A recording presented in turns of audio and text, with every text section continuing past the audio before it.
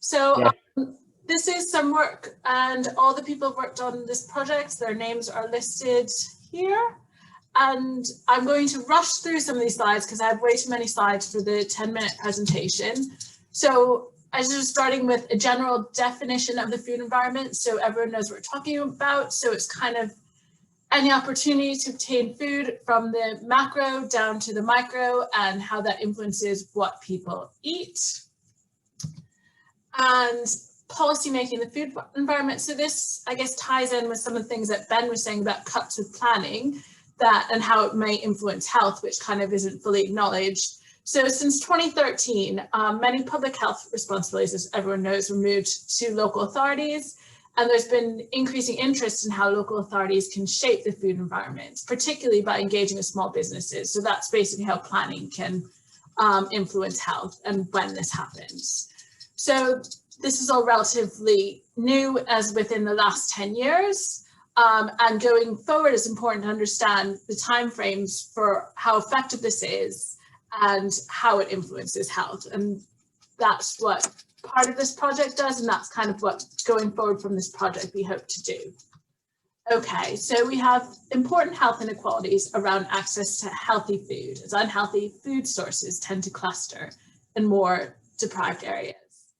And because of this, planning policies tended to focus on restricting new hot food takeaways. And approximately 50% of local authorities have these planning restrictions to restrict new hot food takeaways.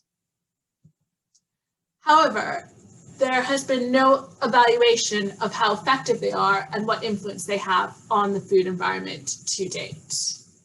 So to address this issue, we were first started by looking at the validity of this data set, which is the Food Hygiene Rating Scheme data. So this is a data that's collected by environmental health officers for all local authorities and all food businesses that sell food that's not sold just at room temperature. So that includes convenience stores, garage forecourts, cafes and shops, schools, care homes, hospitals, everything that has food.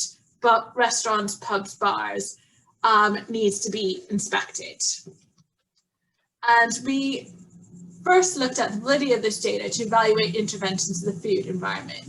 So part of that is most of the planning documents relate to a geographical distance. So many of them say you can't have new takeaways within 400 meters of a school, or 200 meters of a school, or within some other distance. So we have to know how geographically accurate this data is to be able to capture the nuances of this policy for any evaluation.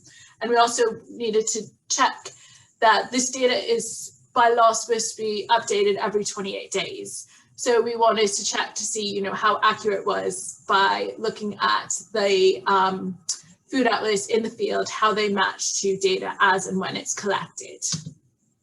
So to do this, we did a field audit to assess the validity and spatial accuracy of the data in 5 lower layer super output areas. So that's a small geographical area of approximately 1,000 people. So it can vary in size. So LSOAs in rural areas are much larger than LSOAs in urban areas. So we look at some in the northeast of England, particularly in Gateshead and Northumberland. And we look at all potential premises selling food in the chosen LSOAs, and they recorded them and compared them with the data that had been collected by the Food Standards Agency.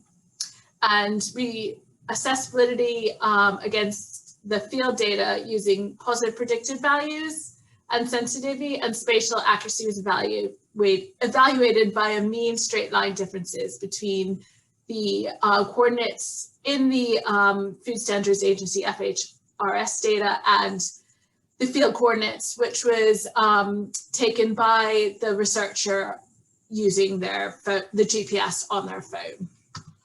So what we found is that 182 premises were present in the field, which 162 were in the data and 20 were absent, and that was a sensitivity of 89%.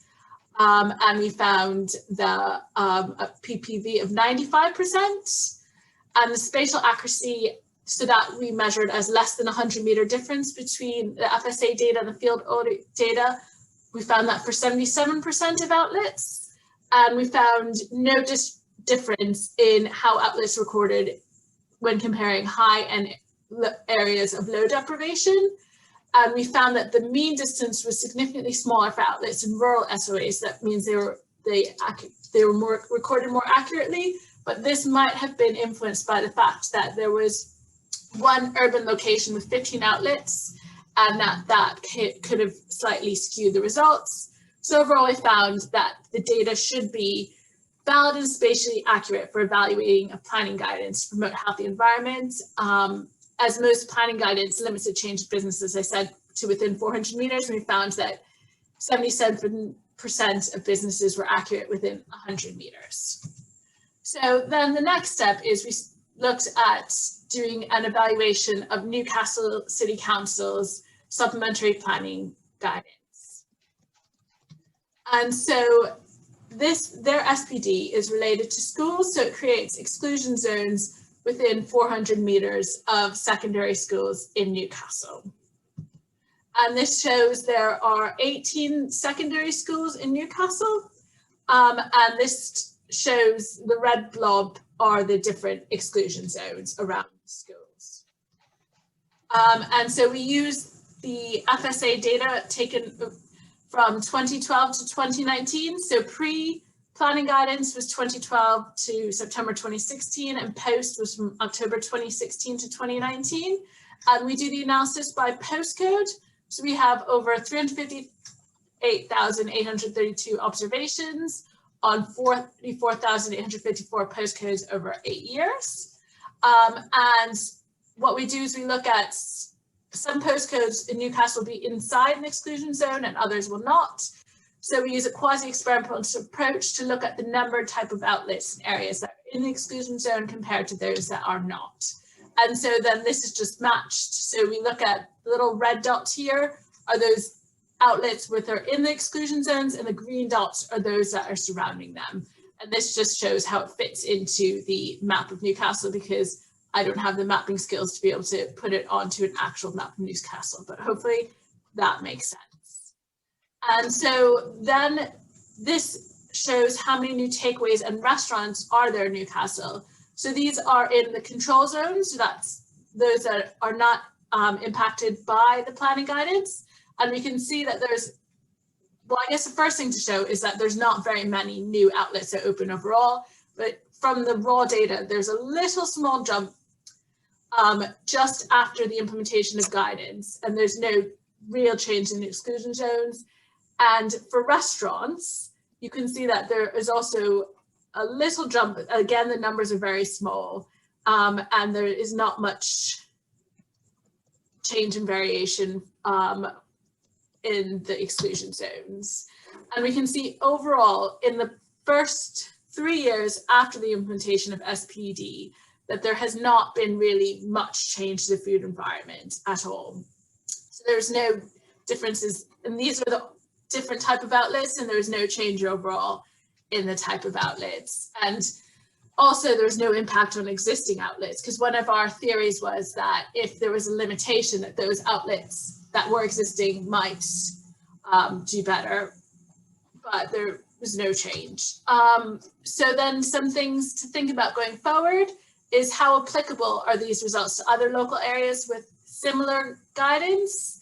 And as well, there's been a planning white paper which might completely change how planning system works, creating a blanket ban on takeaways everywhere and what that means going forward and how that might impact on health. And also how do different types of these SPDs, because they're not all the same. So for example, Gateshead has a more blanket ban. Has this led to a greater change over a similar time period or not? And as well, the food environment is ever changing. So thinking about post-COVID and how that will impact on the hospitality sector and what that means for creating a healthy environment for everyone. And then that's it.